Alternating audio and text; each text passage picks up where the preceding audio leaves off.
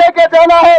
आपका भाव प्रेम ये देख करके लगता है कि सत्ता की कुर्सी पे वही आदमी बैठेगा जो राष्ट्र की और धर्म की रक्षा करेगा, वरना किसी का बैठने का अधिकार नहीं है। जय श्री राम, राम राम शाह। सनातन धर्म की मैं माननीय श्रीमान कुर्सी साहब से निवेदन करूं, जय श्री राम, जय श्री राम, जय श्री राम, जय श्री राम। बोलो भारत माता की।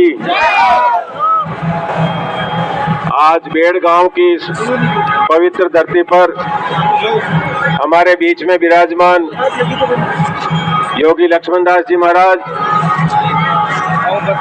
रास के सरपंच भाई देवकरण जी, सेंद्रा के सरपंच पूर्व भाई भरत सिंह जी रावत, सुनील जी डॉक्टर साहब और सम्मानित मंच और संत महाराज और बेड़गांव के आप सभी बुजुर्ग, युवा साथियों, माताओं और बहनों, आप सब लोगों ने सोचा होगा कि आज तक चुनाव होते हैं और चुनाव में कभी भी हमारे बीच में कोई संत महात्मा चुनाव लड़ने के लिए नहीं आए। तो इस दफे ऐसा क्या हो गया कि संत महात्मा को जरूरत पड़ी चुनाव लड़ने की। ये संत महात्मा ने खुद ने अपना फैसला नहीं लिया है। चेतारण विधानसभा के अंदर पिछले 30 साल से एक ऐसा माहौल पैदा हो गया कि यहाँ या तो पहले किसी एक व्यक्ति को कंटिन्यू रख दिया गया, उसके बाद टिकट चेंज किया तो टिकट पैसों से भी बिकने लग गए। पिछली दफे भारतीय जनता पार्टी ने अपना टिकट दिया तो हमारे ही पाले जिले के नेताओं ने करोड़ों रुपए लेकर के भाई अविनाश को टिकट दिया। फिर अभी यही हुआ, फिर अविनाश से पैसे लेकर के टिकट दे दिया। एक तरफ तो पार्टियां आदर्श की बातें करती है और एक तरफ जनता को छलावा करके पैसे का व्यापार करते हैं। हम लोग सब पीछे हैं मोदी जी के, लेकिन कुछ लोग मोदी जी की ओट के अंदर अपनी दुकानें खोल रखी है और उन दुकानों के मार्फत जनता के नहीं चाहते हुए भी मोदी जी ने सर्वे करवाया। मोदी जी ने एक ही बात कही कि जिसको जनता चाहेगी उसको टिकट मिलेगा। और सर्वे के अंदर हमारे अविनाश जी पूरे जेतारण क्षेत्र की जनता में उनको किसी ने पसंद नहीं किया और जेतारण क्षेत्र की जनता ने परिवर्तन चाहा। लेकिन हमारे कुछ पाली के नेताओं ने अपना अड़ंगा लगा करके पैसा लेकर के अविनाश जी को भेज दिया।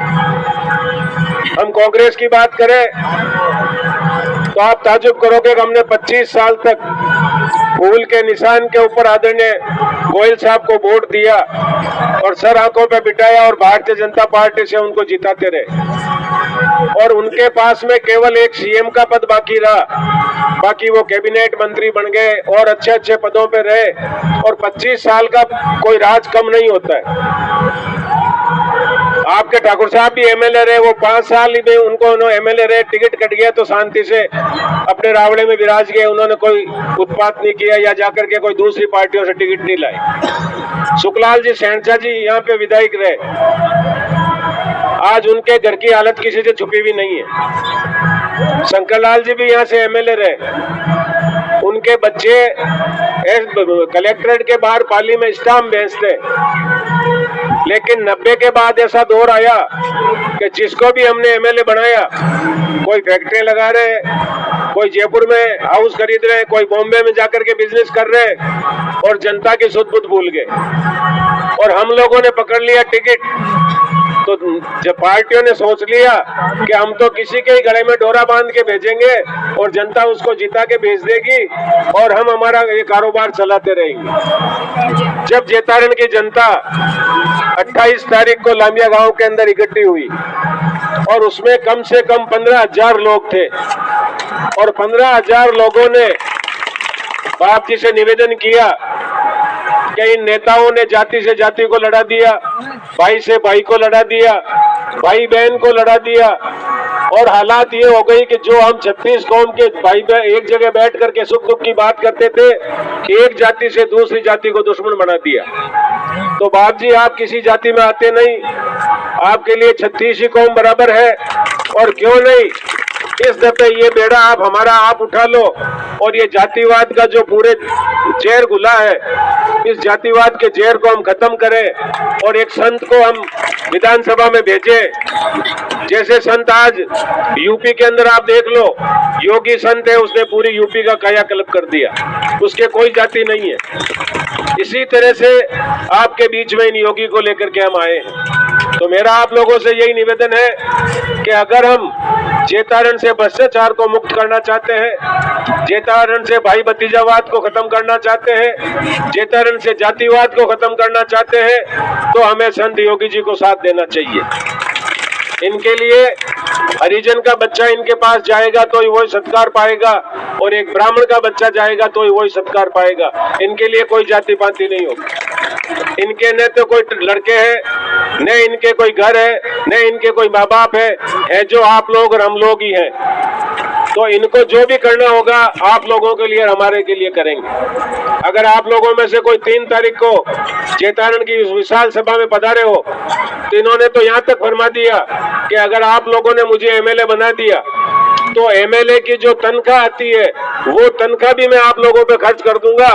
मेरे कपड़े तो मैं आप लोगों से भीख मांग करके ही पहन लूंगा, और मुझे क्या चाहिए।